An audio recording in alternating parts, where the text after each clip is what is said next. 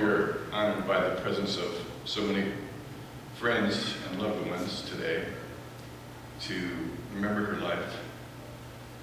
And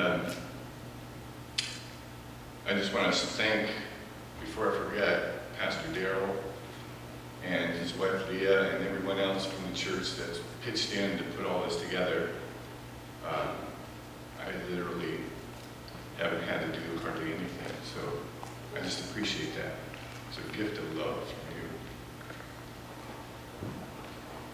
And I also want to say that if I can get through this, you will have witnessed a miracle this morning. So start praying now.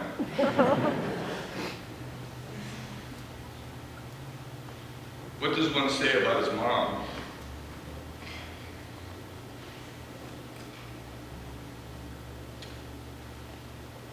There's so many memories. And it might seem strange, the one that stand out. Like the way she could never start the day until she put her eyes in, which is what she called her contact lenses. Many times, one of us would get pressed into service because she would drop one on the floor, and of course she couldn't see without her contact lenses, so we had to find it for her. So we scoured the floor for it. She was an extremely truthful person.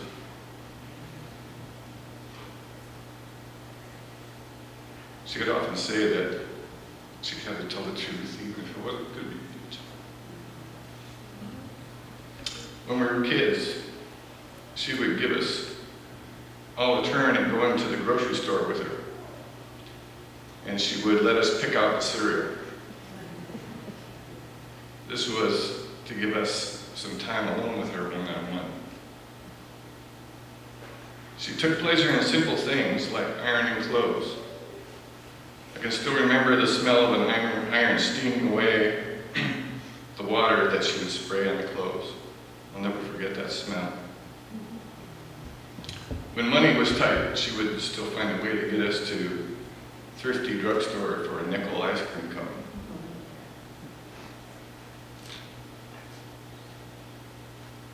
When we were older, she would take us kids out to breakfast on Sunday, just so we would have some family time.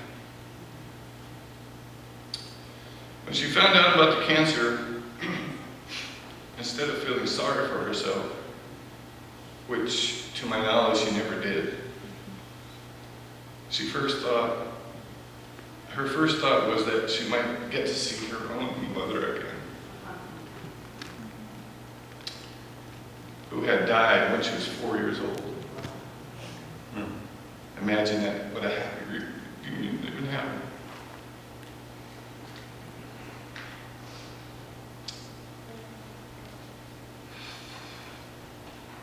I have the feeling that that nothing that I can say will be enough this morning. How do you live without the one person who never gave up on you? Even when she might have reason to.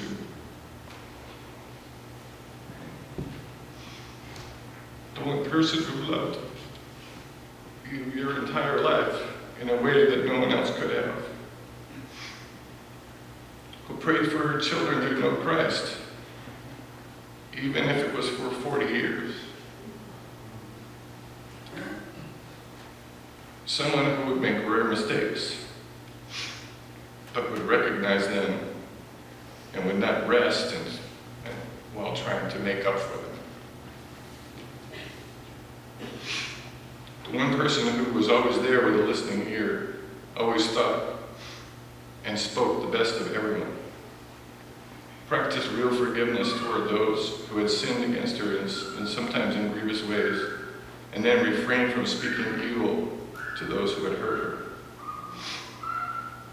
Instead, she offered kindness and understanding, was always ready to help anyone who asked, doing whatever was in her grasp. She essentially raised 4 children by herself, working tirelessly, responding patiently supporting her own griefs and disappointments, yet endlessly and always wishing that there was more that she could do for her children. Amazingly, when she was 55 years old, she finally got to do something for herself. It wasn't an expensive vacation or living in an expensive house. The things that people dream about. But when her kids were grown and things were in order, she left for Taiwan to serve, teach English and the Bible, and help others discover the joy of Christ for themselves. I wonder how many of us have that on our bucket list. But that was her. Even in the final years, when she grew more and more dependent, every nurse, every caregiver would comment on what a wonderful lady she was and what a pleasure it was to know her.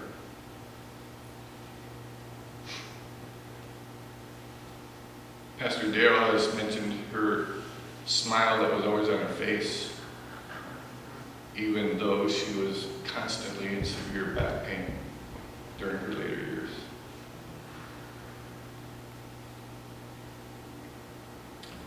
She was a person who truly loved God. And when we would pray, sometimes in the hospital, sometimes when she was dealing with the pain,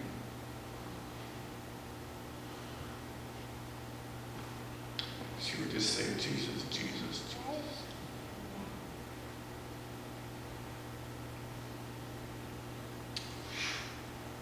She was a beautiful soul on earth, and now is the same in heaven.